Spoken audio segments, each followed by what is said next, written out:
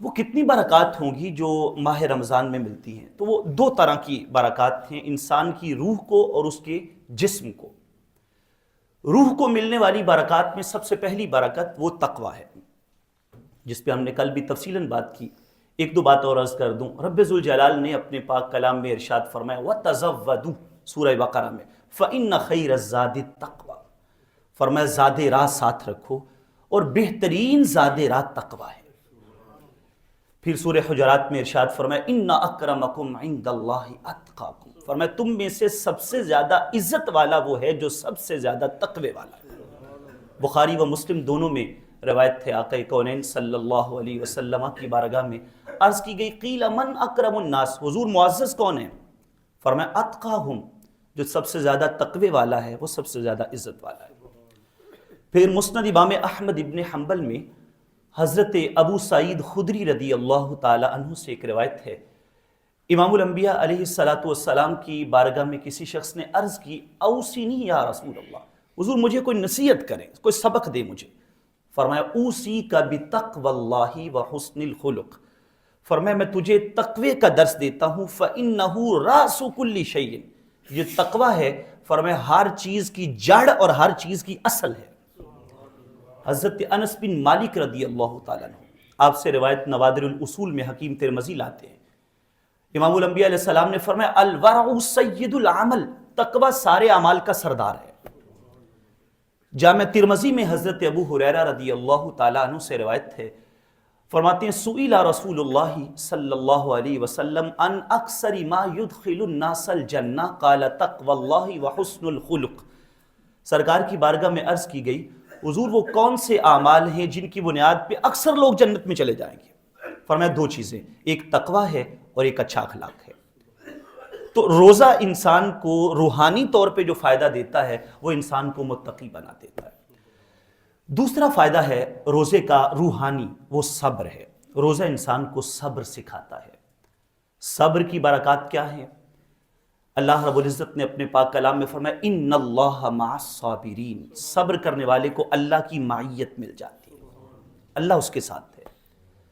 پھر ارشاد فرمایا کہ انما یوفی الصابرون اجرہم بغیر حساب، قیامت کے دن جب رب ذوالجلال نیکوکاروں کو اجر دے گا تو صبر والوں کو بغیر حساب کے اجر عطا کرے گا۔ نبی رحمت صلی اللہ علیہ وآلہ وسلم کا فرمان شعب الایمان میں ہے، آپ نے ارشاد فرمایا الصبر نصف الایمان، صبر آدھا ایمان ہے۔ حضرت سیدنا علی المرتضیٰ شیر خدا رضی اللہ تعالیٰ آپ فرماتے ہیں الصبر من الایمان کالرأس من الجسد، صبر کا ایمان کے ساتھ وہی تعلق ہے جو سر کا تعلق جسم کے ساتھ ہے، یعنی سر جسم کے ساتھ سلامت ہے تو جان انسان کی جو ہے وہ قائم رہتی ہے، جب صبر ایمان کے ساتھ سلامت ہے تو انسان کا ایمان قائم رہتا ہے۔ سر کٹ جائے تو انسان کی جان چلی جاتی ہے، اور صبر اگر منقطع ہو جائے تو انسان کے ایمان کو خطرات لاحق ہو جاتے ہیں۔ تو روزہ انسان کو صبر کیسے سکھاتا ہے؟ علامہ ابن رجب حنبلی رحمۃ اللہ تعالی فرماتے صبر تین طرح کا ہے، الصبر علی الطاعت والصبر عن المعصیت، اور تیسری چیز وہ ہے کہ والصبر علی البلاء، یعنی پہلا صبر ہے انسان اپنے آپ کو نیکیوں پہ روک کے رکھے، صبر کا معنی رکنا، ٹھہر جانا، نیکیوں پہ جم جانا، یہ ایک صبر کی قسم ہے۔ دوسری قسم کا صبر ہے والصبر عن المعصیت، انسان اپنے آپ کو گناہوں سے روک کے رکھے۔ اور تیسری صبر کی قسم ہے والصبر علی البلاء، تکلیف پہ اور مشکل پہ صبر کرے۔ روزے میں یہ تینوں چیزیں ہیں، ایک تو نیکیوں کے اوپر انسان اپنے آپ کو روک کے رکھتا ہے، اس کو جذبہ ملتا ہے، وہ زیادہ سے زیادہ نیکیاں کرے۔ دوسرا انسان اپنے آپ کو گناہوں سے روک کے رکھتا ہے کہ یار میں نے گناہوں کی طرف نہیں جانا کیونکہ میں حالت روزہ میں ہوں۔ اور تیسری چیز نیکیوں کی طرف رغبت کرنے میں اور گناہوں سے بچنے میں جو اس کو تکلیف اٹھانی پڑتی ہے وہ اس تکلیف پر بھی صبر کرتا ہے۔ مشکلات آتی ہیں، صبح سویرے جلدی اٹھنا ہوتا ہے، پھر نماز کے لیے پابندی شغف کرنا ہے، تو یہ جو اس کو مشقت اٹھانی پڑتی ہے اور اس کے اوپر وہ صبر کرتا ہے، تو یہ چیزیں انسان کو اس کا روزہ سکھاتا ہے۔ روزے کے روحانی فوائد میں تیسرا فائدہ وہ ہے، امام الانبیاء علیہ السلام نے اس ماہ کو شہر المواسات فرمایا ہے، ہمدردیوں کا مہینہ، غم گساری کا مہینہ، احساس کا مہینہ۔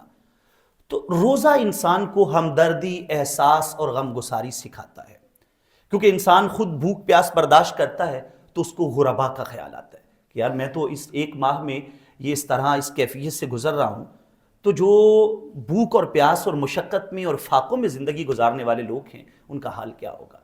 اور پیارے آقا صلی اللہ علیہ وآلہ وصحبہ وسلم نے ارشاد فرمایا کہ حال تنصرون و ترزقون الا بدعفائکم، فرمایا غریبوں کو نظر انداز نہ کرو، اللہ تمہاری مدد اور تمہیں رزق غریبوں کے صدقے سے دیتا ہے۔ فرمایا انما ینصر اللہ ھذہ الامہ بضعیفہم بصلاتہم ودعوتہم واخلاصہم، اللہ تعالیٰ اس امت کے امیروں کی جو دعاؤں کو، ان کی نمازوں کو، ان کے خلوص کو قبول کرتا ہے تو وہ غریبوں کی وجہ سے، ان کے سبب سے کرتا ہے۔ اس لیے یہ ماہ ہمیں غرباء و فقراء کے ساتھ ہمدردی کا درس دیتا ہے۔ چوتھا فائدہ، روزہ انسان کو عاجزی سکھاتا ہے، عاجز بناتا ہے۔ بھرے ہوئے پیٹ سے انسان میں، یعنی بہت زیادہ بار بار کھانے سے انسان کی طبیعت میں غرور اور گھمنڈ آتا ہے، تکبر آتا ہے، لیکن جب انسان بھوک پیاس کو برداشت کرتا ہے اس کی طبیعت میں عاجزی، انکساری کا پہلو جو ہے وہ زیادہ سے زیادہ بڑھتا ہے۔ حضرت بایزید بسطامی رحمۃ اللہ تعالی آپ اپنے مریدین کو درس دے رہے تھے بھوک کی فضیلت پر۔ کسی نے کہا حضور بھوک کی بھی کوئی فضیلت ہوتی ہے؟ فرمایا ہاں، اگر نمرود بھوکا ہوتا تو خدائی کا دعویٰ نہ کرتا، اگر وہ بھوک پیاس میں ہوتا، اس کے پاس یہ ریل ویل نہ ہوتی مال و دولت کی، تو وہ خدائی کے دعوے نہ کرتا۔ اس نے دعویٰ ہی اس لیے کیا، وہ بھرے ہوئے پیٹ سے تھا اور اس کے پاس مال و دولت کثرت کے ساتھ تھا، جس نے اس کو جو ہے وہ اتنے بڑے تکبر پر مجبور کیا۔ اور حضرت سلطان باہو رحمۃ اللہ تعالی آپ فرماتے ہیں کہ انسان جب بہت زیادہ کھا لیتا ہے، بسیار خوری کرتا ہے، تو اس کے نفس کی مثال جو ہے وہ سرکش گدھے کی طرح ہو جاتی ہے جو کسی کے قابو نہیں آتا۔ لیکن جب وہ بھوک پیاس کو برداشت کرتا ہے تو پھر اس کا نفس جو ہے وہ کمزور پڑتا ہے اور انسان کی روح مضبوط ہوتی ہے اور انسان کی طبیعت میں عاجزی اور انکساری جو ہے وہ فروغ پاتی ہے۔ روزے کا پانچواں روحانی فائدہ، نبی رحمت صلی اللہ علیہ وآلہ وسلم نے ارشاد فرمایا الصوم جنہ، فرمایا روزہ ڈھال ہے۔ جس طرح جنگ کے اندر ایک ڈھال استعمال کی جاتی ہے تیروں سے، تلواروں سے، نیزوں سے بچنے کے لیے، تو روزہ شیطان کے اور نفس کے شر کے مقابلے کے اندر انسان کے لیے ڈھال کا کام کرتا ہے۔ تو جب انسان روزے سے ہوتا ہے تو اس ڈھال کے ذریعہ سے وہ شیطان کی اور نفس کے شر سے، شیطان زنجیروں میں جکڑ دیا جاتا ہے، لیکن انسان کا نفس جو شیطان سے بھی بڑا اس کا دشمن ہے۔ ان النفس لامارۃ بالسوء، نفس جو ہے وہ انسان کو برائی کا حکم دینے والا ہے۔ تو روزہ انسان کی جو ہے وہ نفس کے مقابل میں مدد اور معاونت کرتا ہے۔ آخری بات عرض کروں گا، جسمانی فوائد، یاد رکھیے جتنی بھی بیماریاں ہیں، آپ طب کے نقطہ نظر سے دیکھیے، میڈیکل سائنس کو آپ دیکھیے، تو تمام بیماریوں کی جڑ انسان کے معدے کی خرابی ہے، اور روزے کی حالت میں انسان کو اپنے اس معدے کو ریسٹ دینے کا موقع ملتا ہے، کچھ اس کو سہولت ملتی ہے۔ وہ سارا سال کی بنسبت جو ہے اس کے اندر انسان کھانے پینے کا معاملہ جو ہے اس کے اندر کچھ کمی لاتا ہے اس اعتبار سے، یعنی جو عام دنوں کے اندر ہوتا ہے۔ اور دوسرا سبب بیماریوں کا ہے بے اعتدالی، کھانے پینے کی روٹین نہیں، جس ٹائم جو ملا کھا لیا۔ ہمارے ہاں تو فوڈ اسٹریٹ قائم ہے، رات بھر کھلی رہتی ہیں، اور وہاں پہ اتنی بے اعتدالی کی جاتی ہے کھانے کے اعتبار سے، کوئی وقت کوئی معاملہ مقرر نہیں ہے، ہر وقت ہر جگہ پہ رنگ رنگ کے اور طرح طرح کے جو ہے وہ کھانوں کے اسٹال موجود ہیں۔ تو وہ بے اعتدالیاں جو ہو جاتی ہیں وہ انسان کو ڈسٹرب کرتی ہیں، خراب کرتی ہیں۔ تو روزہ انسان کو اعتدال پہ لے کے آتا ہے، صبح اور شام پہ ایک روٹین مقرر ہو جاتی ہے کہ صبح کھانا ہے، شام کو، تو دو اوقات مقرر ہو جاتے ہیں۔ تو انسان کی طبیعت میں جب یہ اعتدال آتا ہے تو اس کے معدے کو سہولت ملتی ہے۔ پیارے آقا صلی اللہ علیہ وآلہ وسلم نے ارشاد فرمایا ما ملا آدمی وعاء شرا من بطن، آدمی جتنے بھی برتن بھرتا ہے نا، ان میں سب سے برا برتن پیٹ کا بھرا جانے والا برتن ہے، جس کو انسان بہت زیادہ بھرتا جاتا ہے۔